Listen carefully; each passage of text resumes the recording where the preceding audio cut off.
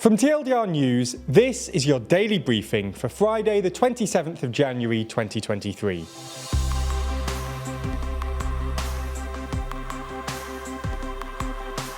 Good afternoon. In today's Spotlight story, we run through the implications of ChatGPT. This isn't the only thing happening in the world though, so we'll run through three of today's other important stories. And in our exclusive Nebula section, I sit down with Zach and discuss whether ChatGPT could write a TLDR news video. But first, what is ChatGPT and why does it matter? In late November, OpenAI released its latest chatbot, ChatGPT. ChatGPT is what's known as a large language model, which basically means it was trained by going over tons of human text and finding patterns in that text, then replicating those patterns to imitate dialogue. There have been large language models in the past. OpenAI released a similar but more basic chatbot called ChatGPT-3 in 2020, but ChatGPT is probably the most impressive so far. As well as being a pretty flawless chatbot, it's essentially brilliant at coding and writing in certain styles. You can ask ChatGPT to explain basically any topic in any style, say the economy of Pakistan in the style of Oscar Wilde, and within a few seconds it'll come out with exactly that. In the 2 months since it came out, ChatGPT has proved it can pass the US medical license exam, Wharton's MBA final exams, and some of the bar. ChatGPT isn't so good at logical problems. It has a below-average IQ of 83, for example, and it doesn't do brilliantly on its SATs. But it has nonetheless caused a bit of a stir. Twitter is full of people sharing their ChatGPT-generated song lyrics or poetry, and within a week it had reached 1 million users, making it one of the fastest-growing technologies of all time. For context, it took Facebook nearly a year to reach 1 million users, and it took Twitter more than 2 years. It also caused a bit of a commotion in the existential risk community, who have been warning for some time about the possibility of what's known as the AI singularity. Essentially, the AI singularity refers to a point in time, somewhere in the future, when AI becomes so intelligent that it starts developing and improving its own intelligence. If or when this happens, machine intelligence will, in theory, accelerate out of human control. Existential risk advocates also argue that politicians don't pay enough attention to stuff like AI because they're preoccupied with the day-to-day banalities of governing. However, in the last week or so, it looks like politicians have started taking an interest. A Massachusetts state senator presented a speech written by ChatGPT on Monday, and UK Chancellor Jeremy Hunt used the chatbot to write the first line of his Vision for Long-Term Prosperity speech given at Bloomberg today. On top of that, there have been rumours that Google is currently lobbying politicians in Washington to proactively regulate AI before it gets out of hand. Politicians are clearly getting interested in AI, and it'll be interesting to see how they respond. Okay, so that's the biggest story of the day, but there's a lot more going on around the world. So here's a rundown of 3 other stories. Almost 3 weeks ago, Tyre Nichols was stopped by police officers in Memphis, Tennessee, for alleged reckless driving. Following a confrontation with officers, he decided to run, after which there was a subsequent confrontation. It's alleged by the Nichols family that he was beaten by the 5 officers and that later, in hospital, he complained of shortness of breath. He was taken to hospital in a critical condition and died 3 days later.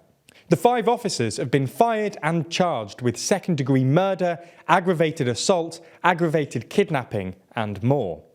The city of Memphis is on a knife edge, as the police body cam footage of the incident is set to be released today. Speaking about the footage, the director of the state's investigation bureau said he was sickened by what he saw and described it as absolutely appalling. President Joe Biden spoke out today, joins Tyre's family in the calling for peaceful protest.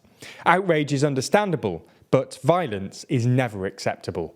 There's more on the way, but be sure to subscribe and ring the bell to make the daily briefing part of your daily routine, or just search for us on your podcast app to listen along.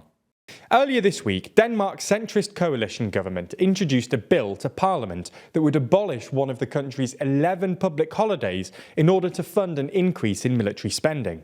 The plan has sparked anger across different parts of the country. The country's biggest trade union confederation warned that it was a big threat to the Danish model and has called on the plans to be scrapped. The day that faces the axe is Great Prayer Day, a religious holiday observed since the 17th century. As such, Denmark's 10 Lutheran bishops have called it a breach of trust, saying they weren't consulted. Opposition parties like the left-leaning Socialist People's Party, formerly an ally of the governing Social Democrats, also opposes the move and accused the government of shutting the rest of us out. After November's election, Prime Minister Mette Frederiksen, a Social Democrat, formed a centrist coalition that bridged the left-right divide for the first time in decades. The government estimates that scrapping the public holiday would generate as much as $439 million. People in the Czech Republic are heading to the polls today and tomorrow, that's Friday and Saturday, to vote in the second and final round of the Czech presidential election. The first round was held 2 weeks ago and saw billionaire former Prime Minister Andrej Babiš and retired NATO General Petr Pavel sent through to today's runoff. The populist ex-Prime Minister Babiš came a very close second place to Pavel in the first round, but he trails Pavel by a wide margin, according to polls ahead of the runoff. Politico's poll of polls puts Babiš on 42% and Pavel on 58%. Pavel wants to keep the Czech Republic firmly anchored in the EU and NATO, something that Babiš has sought to use against him by painting him as someone who'll take the Czech Republic into war with Russia. The campaign has been increasingly ill-tempered, and Pavel has said the atmosphere is a result of Babiš's campaign. Nevertheless, by the end of the week, the country will know who will be the new president, a mostly ceremonial but still highly influential position. In the final uplifting story today, we discuss a bionic hand for a student in Tennessee. Upon starting school at Hendersonville High School, Sergio Peralta wanted to keep the fact that one of his hands wasn't fully formed a secret. Upon hearing about this, his teacher assigned his engineering class a project to build Sergio a hand. The process took 4 weeks and involved a lot of 3D printing and sizing. Once complete, the class played catch with Sergio to demonstrate that it worked. Clearly it did, as Sergio said that the hand changed his life. That's all we have time for on YouTube today, but if you want to see our discussion of ChatGPT, here's a fictional song in the style of Bob Dylan about Ed Miliband. I'm not reading this. Yeah, go on. I can't do it. Oh, Ed, where did you go? Your message. Then watch the extended ad-free edition of the Daily Briefing over on Nebula. Now might be the time to do it, as there's an offer which gets you a year of membership for less than $1 a month. That's huge because Nebula subscribers not only get everything you've already watched ad-free, but also an extended edition of the show every single day, available to watch on Nebula or stream on your podcast app of choice. They also get access to a ton of other exclusive ad-free TLDR content, as well as videos from all your favourite creators.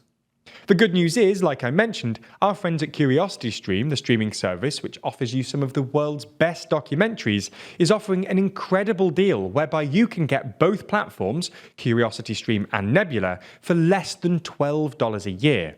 That's all the documentaries you could want on CuriosityStream, and then more TLDR content on Nebula, including the extended briefing, other full exclusive TLDR videos, and it's always ad-free. Click the link below to get both services for less than $1 a month, a deal which doesn't last long, and support the channel.